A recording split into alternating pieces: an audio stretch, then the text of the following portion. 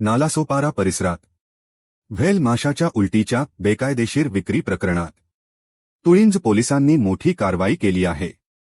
दिनांक 17 जानेवारी 2026 रोजी तुळिंज पोलीस ठाणे गुन्हे प्रकटीकरण शाखेचे सहाय्यक पोलीस निरीक्षक श्री सुनील पवार यांना गोपनीय माहिती मिळाली होती।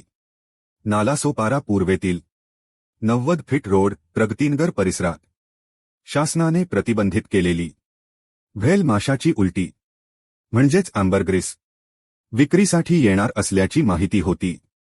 या माहितीच्या आधारे पोलिसांनी तात्काळ सापळा रचून यशस्वी कारवाई केली।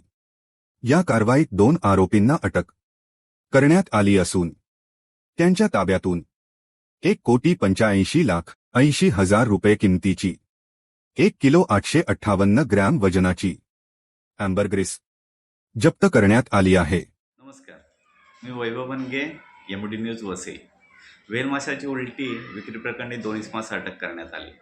दिनांक 17/1/2026 रोजी तुळिंज पोलीस ठाणे गुन्हे प्रकटीकरण शाखेचे सहाय्यक पोलीस निरीक्षक श्री सुनील पवार यांना गोपनीय माहिती मिळाली की नालासोपारा पूर्व येथील 90 फूट रोड प्रगतीनगर परिसरात शासनाने प्रतिबंध केलेली व्हेल माशाची उलटी विक्रीसाठी येणार आहे।